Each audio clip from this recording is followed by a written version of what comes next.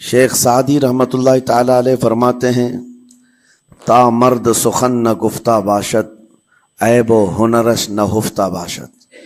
جب تک آدمی بات نہیں کرتا اس کی اچھائی بھی چھپی رہتی ہے، برائی بھی چھپی رہتی.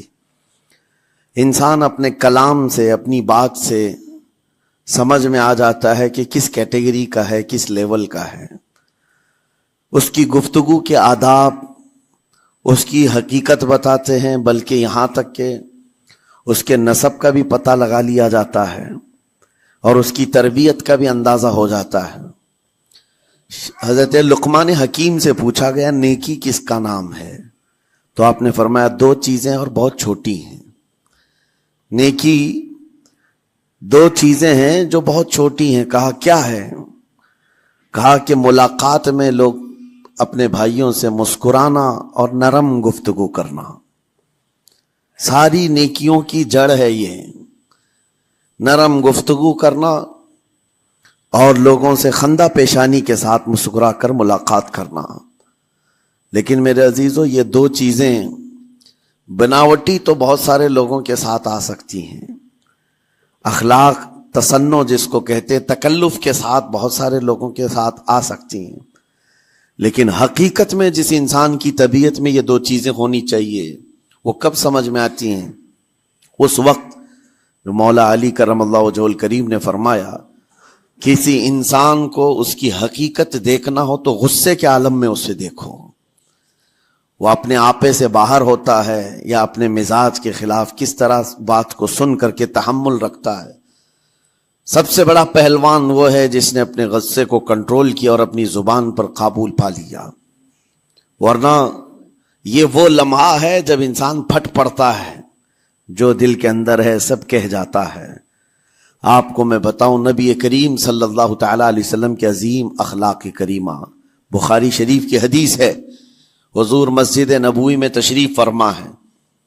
اس وقت مسجد نبوی، آج ہو سکتا ہے آپ کے ذہن میں جو امیج ہے مسجد نبوی کی بہت بڑی عالی شان مسجد، لیکن وہ زمانہ نبوی میں اس طرح کی نہیں ہے. کچی دیواریں تھی، اوپر چھپر کے چھت پڑے ہوئے تھے اور مٹی کی زمین تھی. یہ مسجد نبوی کی شکل اس زمانے میں حضور اکرم صلی اللہ تعالی علیہ وسلم اپنے صحابہ کے ساتھ بیٹھے ہیں. ایک دیہات کا رہنے والا شخص آیا. ایک بات یاد رکھیں کہ دیہات میں، گاؤں میں رہنے والوں کے اخلاق اور تمیز میں بڑا فرق ہوتا ہے. ان کے ہاں آداب کی کمی ہوتی ہے. وہ شخص آیا اور مسجد نبوی میں آ کر حضور صلی اللہ علیہ وسلم سے کچھ بات چیت کیا اور تھوڑی دیر کے بعد مسجد میں ہی کھڑے ہو کر پیشاب کرنا شروع کیا. بخاری شریف میں یہ حدیث موجود ہے. جب مسجد نبوی میں کھڑے ہو کر پیشاب کرے تو صحابہ اکرام سب دیکھ کر کے دوڑانے لگ گئے. خذوہ خذوہ، پکڑو اس کو، پکڑو اس کو. اور صحابہ دوڑاتے تھے، وہ پیشاب کرتے ہوئے بھاگتا تھا پوری مسجد میں.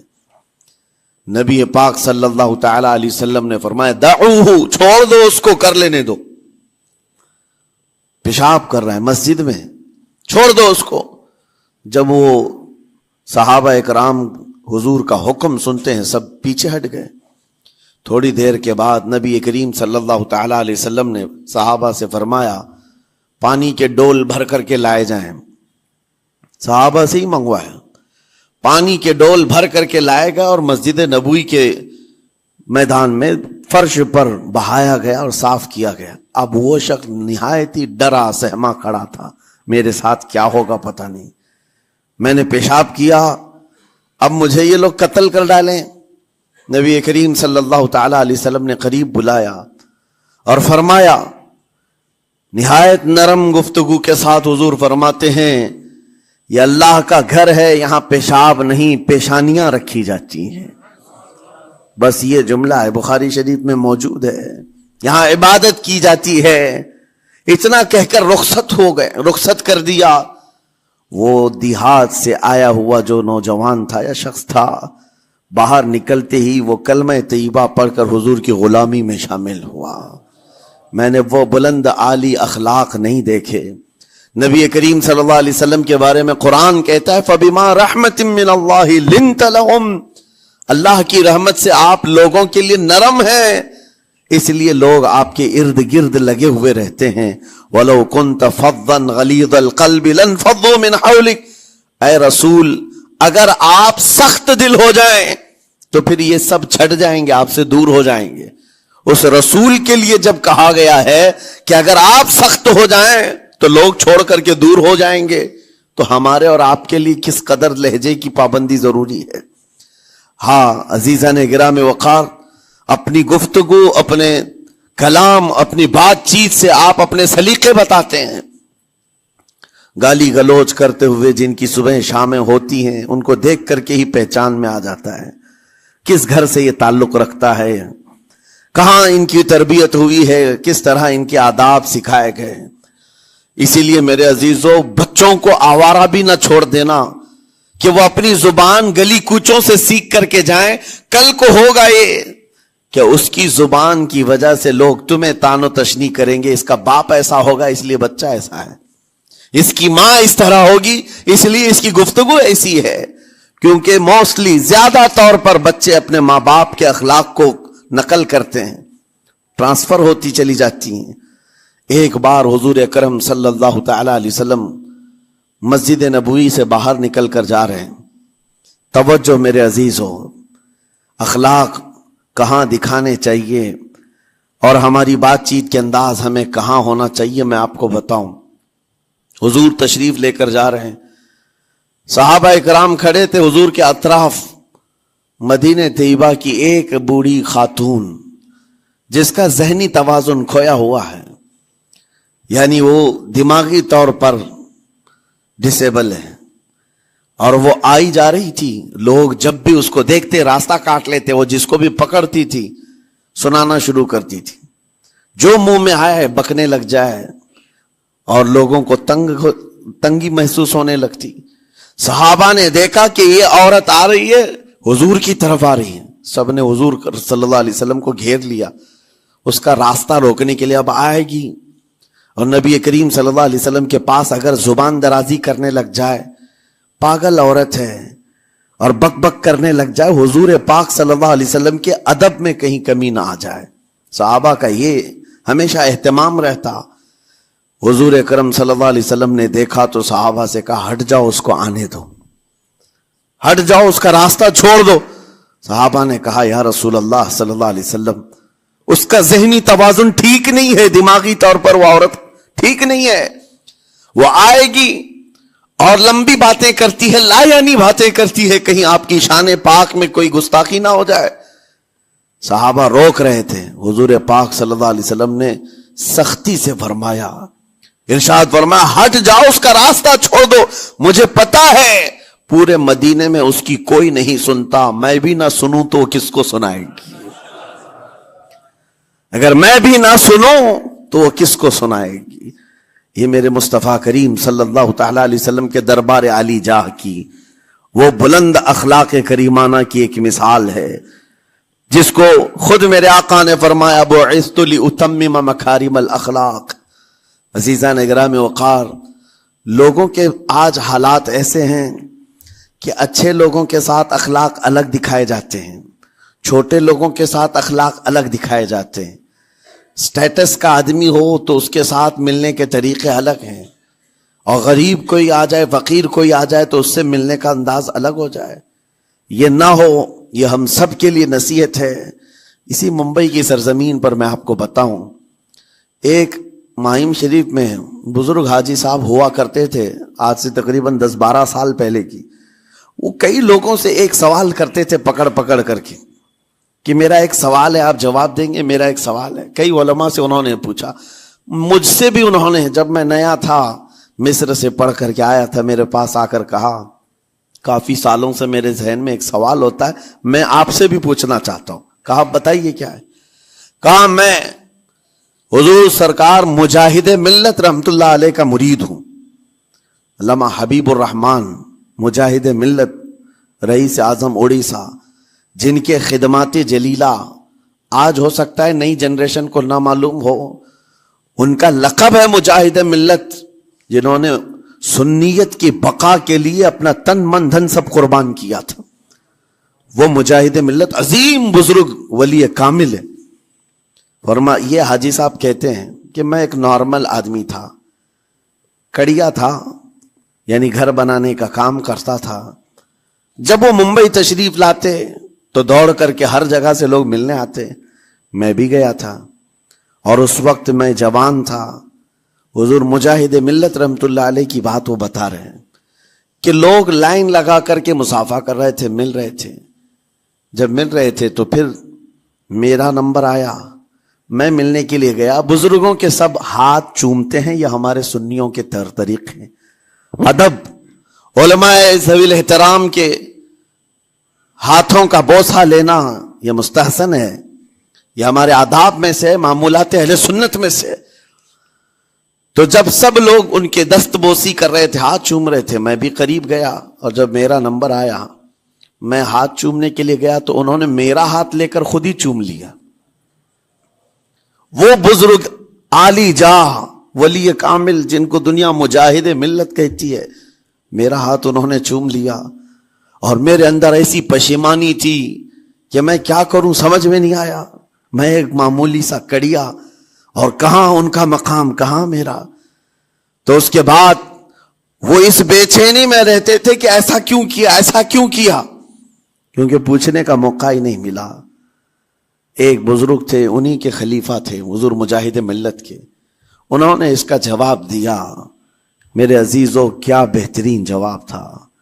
حضرت مجاہد ملت رحمت اللہ تعالی علیہ یہ چاہتے تھے کہ ہزاروں لوگ ہماری تعظیم کرتے ہیں تو کہیں ہمارے دماغ میں بادشاہت کا خیال نہ آئے، ہم غریب اور فقیر کا ہاتھ چوم کر اپنے نفس کی مخالفت بھی کرتے ہیں. اخلاق کریمانہ دکھانے کے لیے اسٹیٹس والوں کے ساتھ ہی نہیں، غربا فقراء کے ساتھ بھی وہ اخلاق ہوں. نبی کریم صلی اللہ تعالی علیہ وسلم کے وہ آداب آج اگر آپ اپنا لیں، بہت ساری کڑوی چیزیں ویسی ختم ہو جائیں. آج ممبئی کی سرزمین پر سب سے بڑا یہ چیلنج ہے بات کرنے میں. نوجوانوں کے تو آج پارے چڑھے ہوئے ہوتے ہیں، ان سے کوئی بھی بات کر لے، جس تیور میں یہ بات کرتے ہیں ایسا لگتا ہے کہ ابھی لڑائی ہو جائے گی، ابھی جھگڑا ہو جائے گا. اس کی عادت سی بن گئی ہے. آپ کو پتا ہے فرمایا گیا، عربی کا قول ہے جراحت السنان لها التیام ولا یلتام ما جرح اللسان. تلوار سے، چاقو سے دیا ہوا زخم سوکھ سکتا ہے، زبان سے دیا ہوا زخم کبھی نہیں سوکھتا. زبان سے دیا ہوا زخم نہیں سوکھتا. بولنے سے پہلے 1000 بار اس بات کو خیال ہونا چاہیے کہ میں جس کو بول رہا ہوں کہیں اس کا دل چھلنی تو نہیں ہو جائے. میری زبان یہ ہوتی 50 گرام کی چھوٹی زبان ہے، لیکن بڑے بڑے لوگوں کے کلیجے بڑے بڑے لوگوں کے دلوں میں سوراخ کر کے رکھتی ہے، زخمی کر کے رکھتی ہے اس کا استعمال. اسی لیے روایت میں ملتا ہے کہ جب انسان صبح کرتا ہے تو سارے اعضاء، ہاتھ پیر آنکھ کان ناک، سارے اعضاء سب سے پہلے زبان سے یہ عرض کرتے ہیں، اس کی پناہ مانگتے ہیں، کہتے ہیں آج تو صحیح سلامت رہے گی تو ہم سب صحیح سلامت رہیں گے، اور اگر تو پھسل گئی تو عذاب ہم پر بھی ہوگا. زبان بولتی ہے، مار کسی اور کو پڑتی ہے. کوئی زبان کو مارتا نہیں ہے، گالی زبان دیتی ہے، لیکن مار کبھی پیٹھ پہ پڑتی ہے، سر پہ پڑتی ہے، ہر جگہ پڑتی ہے. تو یہ زبان نبی کریم صلی اللہ تعالی علیہ وسلم نے ارشاد فرمایا، من یضمن لی ما بین لحیتیہ وما بین. حضور پاک صلی اللہ تعالی علیہ وسلم فرماتے ہیں، جس نے 2 چیزوں کی ضمانت مجھے دے دی، حفاظت کی، میں اسے اضمن لہ الجنہ، میں اس کو جنت میں لے جانے کی ضمانت دیتا ہوں. 2 چیزیں کیا ہیں؟ حضور فرماتے ہیں، ایک 2 جبڑوں کے بیچ میں جو موجود زبان ہے اس کی حفاظت کر لے، اور 2 رانوں کے بیچ میں جو شرمگاہ اس کی حفاظت کر لے. یہ 2 چیزیں جس نے بچا لیا میں اس کو جنت میں لے جانے کی ذمہ داری دیتا ہوں، ضمانت دیتا ہوں. اس کا کتنا بڑا کردار ہے، یہ زبان کا کتنا بڑا کردار ہے. اور حضور نے ایک بار پکڑ کر کے فرمایا تھا، زبان کو پکڑ کر کے کہا تھا، یہ وہ زبان ہے جو انسان کو جنت میں بھی لے جاتی ہے اور دوزخ میں بھی لے جاتی. کلمہ کس سے پڑھتے ہیں آپ؟ لا الہ الا اللہ، زبان ہی سے تو پڑھتے ہیں، اسی کلمے نے آپ کو جنت تک پہنچایا. اور کافر جو کفر کرتا ہے وہ بھی زبان سے ہی کرتا ہے، اور زبان اسے ہمیشہ کی دوزخ میں لے جاتی ہے. اس زبان کو چلانے سے پہلے 1000 بار سوچ لیں کہ آج لہجوں کی سختیاں بڑھتی چلی گئیں. اور آپ کو پتا ہے قرآن پاک میں رب تعالیٰ نے یہ فرمایا وَلَا تَقُلْ لَهُمَا اُفٍّ وَلَا تَنْهَرْهُمَا. والدین کے بارے میں بچوں کو کیا کہا گیا؟ ان کو اف تک نہ کہو. لیکن زبان جب کھلتی ہے نا، ماں باپ کے خلاف نوجوانوں کو ہم نے دیکھا ہے گالی گلوچ کرتے ہوئے اور اتنی بری باتیں کہتے ہوئے معاذ اللہ. عزیزان گرامی وقار، حضور نے تو یہ فرمایا جس نے پلٹ کر کے اپنے ماں اور باپ کو سخت لہجے میں بات کیا یا ان کی نافرمانی کی، حضور فرماتے میرا دل چاہتا ہے کہ اس کے گھر کو آگ لگا دوں، آگ لگا دوں. اس لیے اس بات کو ہمیشہ یاد رکھیں، تمہارے لہجے کی سختیاں کسی کو زخمی کر دیں تو آخرت خراب ہو جائے گی، آخرت خراب ہو جائے گی. حضرت علقمہ رضی اللہ تعالیٰ عنہ حضور کے صحابی ہیں، حضور صلی اللہ علیہ وسلم کے صحابی ہیں. آخری وقت آ گیا تھا لیکن زبان نہیں کھلتی تھی. حضور پاک صلی اللہ علیہ وسلم کے پاس سفارش لائی گئی کہ آپ کے وہ ساتھی ہیں انتقال کر رہے ہیں لیکن زبان پر کلمہ بھی نہیں آتا. حضور تشریف لائے، دیکھا، پوچھا گھر میں ان کے کون کون ہے؟ کہا بیوی ہے اور ماں ہے. ماں کو بلایا اور کہا علقمہ کے بارے میں کیا کہتی ہو، کیسا تھا؟ کہا بہت اچھا، پرہیزگار، عبادت گزار، سارے نیکوکاریاں اس کے اندر ہیں. تو پھر حضور نے پوچھا اچھا یہ بہت نیک تھا، تم بھی اس سے راضی ہو کہ نہیں ہو؟ ماں نے کہا میں نہیں راضی ہوں، میں راضی نہیں ہوں. کہا کیوں، وجہ کیا ہے؟ کہا یا رسول اللہ میرا اکلوتا بیٹا، میرا تنہا بیٹا تھا، بڑی محبتوں کے ساتھ اس کو پالا تھا، اور جب میں نے اس کی شادی کی اپنی بیوی کو لایا اور جب بیوی گھر پر آ گئی تو میری بات کو ہلکے میں لیتا، اپنی بیوی کی بات کو فوقیت دیتا، ترجیح دیتا. اور اس وقت غالباً یہ باتیں تھی کہ زبان سے کوئی کلمہ ان کے نکلا ہوگا جو بیوی کی حمایت میں تھی، ماں کو تکلیف پہنچ گئی. کہا میرا دل گوارا نہیں کرتا، میں اس سے راضی نہیں ہوں، باقی وہ بہت نیک بندہ ہے، بہت اچھا ہے. حضور نے فرمایا دیکھو زندگی کے آخری پڑاؤ پر آ چکا ہے، روح نکلنے کو ہے، معاف کر دو. وہ بھی صحابیہ تھی، انہوں نے کہا آقا آپ کا حکم ہے یا مشورہ ہے؟ اگر حکم ہے تو پھر ماننا ہے. حضور نے فرمایا نہیں، حکم نہیں، مشورہ ہے. کہا مشورہ ہے تو پھر دل نہیں چاہتا، دل نہیں چاہتا. حضور نے فرمایا صحابہ سے کہ لکڑیاں جمع کرو، آگ لگاؤ اور انہیں اٹھاؤ، آگ میں ڈال دو. آگ دہکائی گئی تو ماں کی ظاہر سی بات ہے ممتا بے چین ہو گئی. کہا ان کو میرے سامنے آگ میں ڈالیں گے؟ کہا ہاں، اس سے بہتر ہے کہ وہاں جلے گا، یہاں جلے. وہ ماں کہتی آقا آپ گواہ ہو جائیں میں اپنے بیٹے کو معاف کرتی ہوں. ادھر معاف کیا، ان کی زبان پر کلمہ طیبہ جاری ہوا.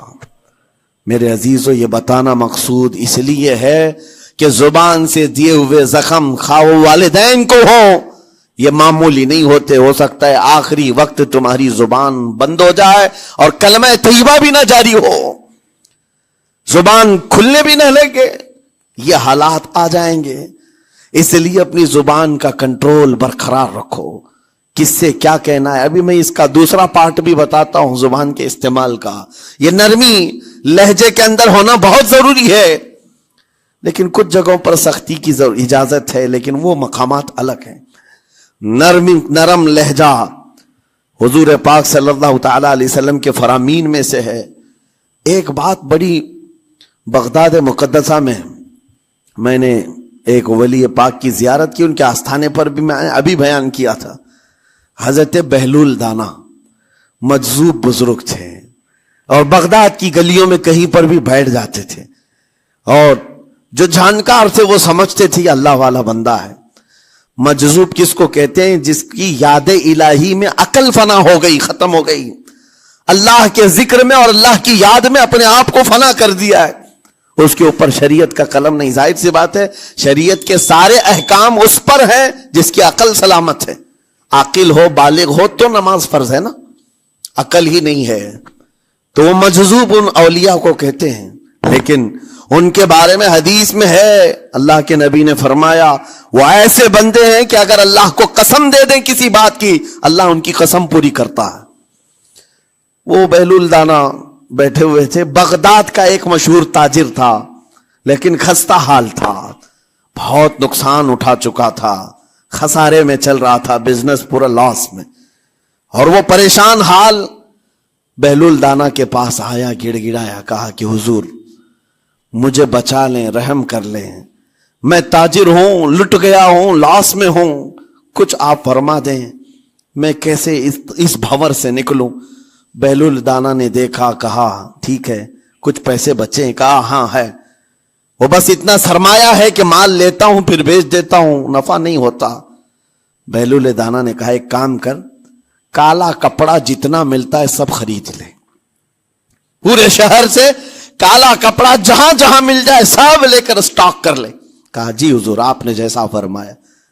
گیا، جتنا سرمایہ تھا سب لگا دیا، کالا کپڑا خرید کر ایک جگہ سٹاک کر دیا۔ اللہ والے کا حکم تھا، لیکن ہوا یہ کہ بغداد کا معمول تھا، 8 دن گزرے نہیں تھے کہ وہاں وقت کے حاکم کا انتقال ہوا، اور جب حاکم کا انتقال ہوتا تو شہر کے جتنے بڑے لوگ ہوتے، رئیس لوگ، وہ اس کے سوگ میں، اس کے غم میں کالا کپڑا پہنتے تھے، اور کالا کپڑا سوائے اس تاجر کے کسی کے پاس نہیں تھا، اور سارے بڑے لوگ پیسوں سے اس کے پاس کالا کپڑا خریدنے آئے، یہ منہ بولے قیمت پر، جیسے تیسے جتنی قیمت پر بولے سب خرید کر لے جاتے، اور پل بھر میں ایک دن کے اندر وہ بہت بڑا کروڑ پتی بن گئے، بہت مال آ گیا۔